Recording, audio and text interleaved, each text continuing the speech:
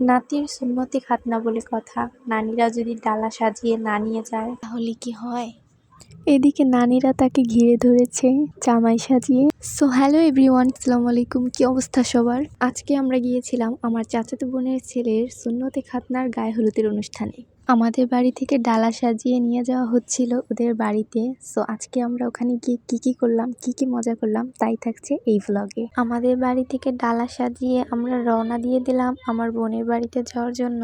আমাদের প্ল্যান ছিল ওই বাড়িতে গিয়ে নাহিদকে গোসল করাবে হলুদ দিয়ে। আমাদের রওনা দিতে প্রায় দুপুর হয়ে গিয়েছিল, তাই আর ওখানে গিয়ে ওকে গোসল করাতে পারিনি।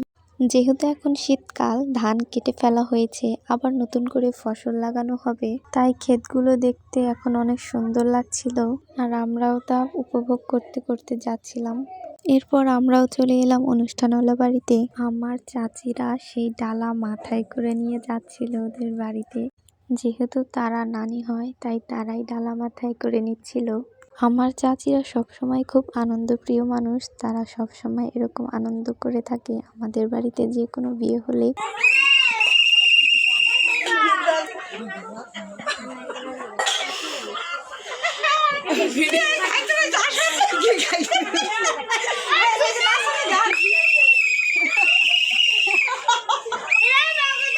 আমার চাচিরা তো গিয়ে গীত গাওয়া শুরু করে দিয়েছে। এর মাঝেই ডালা খুলে দেখি আমাদের মাত্র 2টি ডালা এসেছে, আরেকটি ভুলে আসেনি। এদিকে আমার চাচাতো ভাইয়ের ছেলে মুরসালিন আমার সাথে দুষ্টুমি করছিল।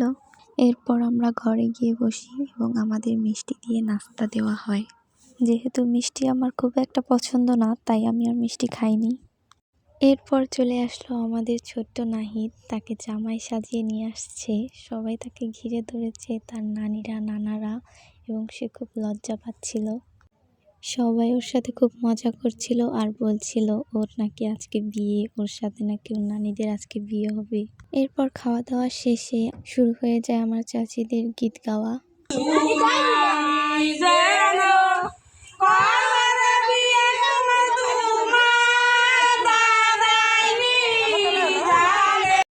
এরপর বিকেলের দিকে আমরা চলে গেলাম একটু ঘুরতে। চকে যেহেতু নতুন ফসল ফলানো হয়েছে, পানি দেওয়া হয়েছে, তাই হাঁটতে একটু কষ্টই হচ্ছিল।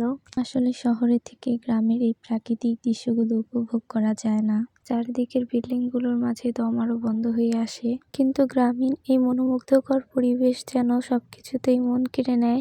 আমার তো সব থেকে গ্রামেই সময় কাটাতে ভালো লাগে। অনেকক্ষণ ঘোরাঘুরি করার পর আবার ওদের বাড়িতে গেলাম। যেহেতু সন্ধ্যা হয়ে গিয়েছিল, তাই আর গায়ে হলুদ দেওয়ার পর্বটা আমি দেখতে পারিনি। তো আজকে এই পর্যন্তই। ভালো থাকবেন সবাই। আল্লাহ হাফিজ।